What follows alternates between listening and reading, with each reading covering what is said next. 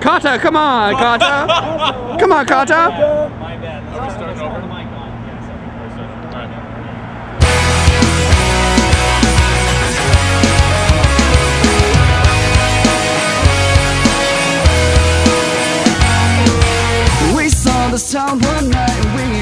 What's up, everyone? It's Dennis with Enoch Magazine, hanging out with Dave and Josh from every avenue. Say hello. Hey, what's up, guys? All right, you guys are with us on the Take Action Tour, right? We're in Vegas, having a good time. Tell us a little bit about the Take Action Tour and what made you want to be a part of it. The Take Action Tour works with an organization called DoSomething.org, which is a big organization about getting like kids and anybody of all ages involved, just like taking action and like being a part of everything, helping out. It's cool. It's a branded tour, so it's cool to be a part of something that actually helps people and it's not just rock and roll. It's rock and roll and helping people. It's just kind of cool. Is there any benefit from kids that are at the show anyway? Is there percentages that go anywhere, anything like that? Just by buying a ticket, 10% of ticket sales go to the organization. So just by coming to the show, you're helping out. Cool. Are you guys, just personally as a band or as individuals, are there any organizations or different causes that you guys specifically are super passionate about in the personal life? I mean, there's quite a few organizations that we've been involved with, but on this tour we're working with keepabreast.org, which raises money for breast cancer research. So they've been really cool with us, and it's been cool to raise money for them as well. So awesome. Anything personally for you in that? Yeah, as well as Keep It Breast. It's pretty cool because they got like all the bracelets to say like I love boobies and stuff. It's funny. So it's business and pleasure, so it's good. Yeah. Always keeps it exciting. Yeah. Rock and roll. How long have you guys been a band doing this rock and roll thing out on the road? We've been serious for almost 3 years now. 3 years? I've been like touring hard for like the past year and a half. So. Cool. Josh, you and I were talking earlier, and you had mentioned just some church history. How does that play into you being on the road and being a rock and roller? It was a pretty interesting thing for a long time. At first, my parents were not supportive at all. They wanted me to go into the ministry, and that really wasn't my thing. I kind of still consider myself an agnostic. I don't know exactly what I believe, but still, like, it was really hard for my parents to deal with. But they came and saw us play on one of our last tours, and there was about 2,800 people there watching us. So they kind of came around and they're like, wow, like now they're really proud. They print out our schedules, and they'll call me pretty much every day, and they've become really supportive, which is cool. So. Dave, do you have any background in the church or Jesus or religion? Or? Yeah. I grew up in the church as well. My mom, like, I would go to youth groups when I was younger, and my mom, like, Baptist church and stuff. Cool. So, actually, Dave and I met. We used to go to the same church. Originally in church. The first time we met was in church. So. Oh, right. Yeah. I totally forgot about that. Sorry. And what is that? Where are you at with that now? Pretty much what Josh said. I don't know exactly what I believe as well. Yeah. My mom still goes to the church every Sunday. I think, it's awesome. Our moms are pretty much the same person. They're like the nicest, sweetest, most Christian ladies you'll ever meet. So they're amazing. Just they got good name if I say a bad word, you know what I mean? Right. Absolutely. Yeah. I try and refrain around my mom, but it's hard sometimes. It's very hard. I mean, with your personal beliefs as they are just kind of questionable and unknowing, are people in your life like your parents that still hold to their faith and stuff like that? Is it inspirational to you to keep looking further and trying to draw closer to some conclusion, either yes there is or no there isn't, as opposed to staying sort of center ground in that? I would say, personally, I've been reading a lot of books on all kinds of faith, but I was talking earlier with you about reading Donald Miller's books, as well as like a book by Robin Myers called Why the Christian Right is Wrong, and which is faith and politics. And then as well, like right now I've started reading The Case for Christ, which I read while I was in high school, but kind of have a different mindset now, so I want to reread it. But I've actually recently, since my parents have become more supportive and stuff, I've started talking to them about like my questions and like how it doesn't make sense to me, like a guy was swallowed by a fish and spit up 3 days later, and then things like that. It's like that's a little far-fetched. It's like a fairy tale.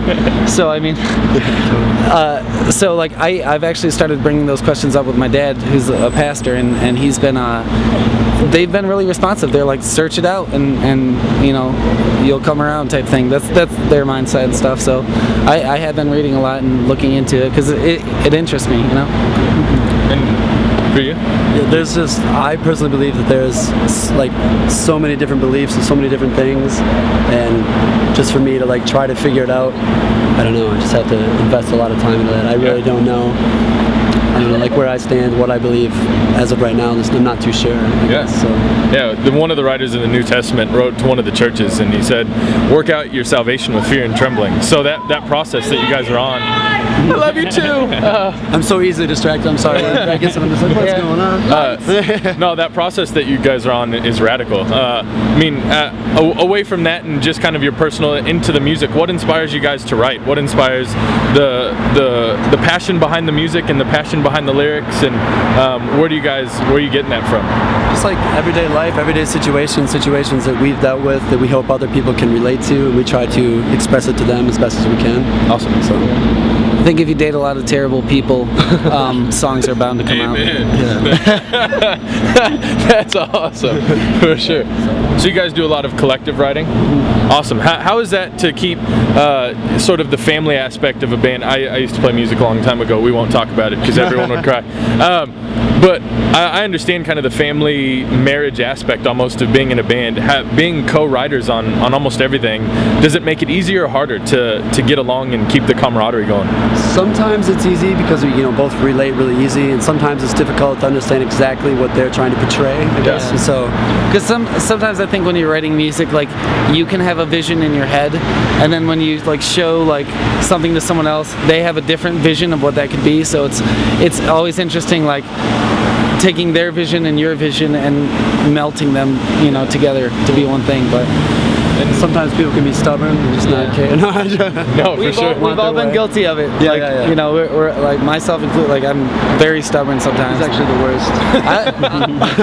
I'm bad. Just bad. And lastly, how's the relationship between you and the other bandmates? You guys get along real well? And I think we probably know other band members in our band better than we know ourselves, probably. Yeah. So, and we know what to do and what not to do with each other. So, like you said, it definitely is like a family. Yeah. So. When you live in a band together, you learn other people's limits pretty quickly. Yeah. So it's like, if someone in the band is having a bad day, I know just like how to react to them, like not to like provoke them or anything. Like you learn limits, and I think that helps. Just dealing on the road. Or you learn how to push the button to get the reaction. Yeah. For sure. That as well. Rock and roll. Thanks for your time, guys. It was great talking with you. Our magazine focuses on homelessness a lot. Okay. What's your perception of homelessness in America, and how can we help that crisis? See, that's after I read Donald Miller's books, that like he's obviously an author that talks a lot about just doing something that's good to people and showing them love. And so like it has been on my mind. To be honest, I have not been the best person to show love to them. Not that I'm mean, but I mean sometimes if someone comes up and asks you for money, you're kind of like, I'm broke, man, I'm sorry. But yeah, it's definitely a tough thing, because every time I'm confronted with that situation, I'm always like, well, if I give them money, what are they going to buy with it? Like, are they going to buy? Because I'd like them to buy food, but I don't know. Every day we do the same thing. Yeah, no, it's tough. Cause it's a catch-22. You want to help them, but you don't want to help them hurt themselves. I think it's tough to understand, like for me there's like, I guess, different kinds of homeless, I guess, if you guys can understand. So knowing exactly, and like, I don't really know. What am I saying? It's just bleh. That's how we feel about the homeless. I think some people, like, it's unfortunate that they're in that situation, but I think at the same time, not being a dick, but some people bring it upon themselves, maybe, you know what I mean, like their own problems, and they don't try to work on that personally.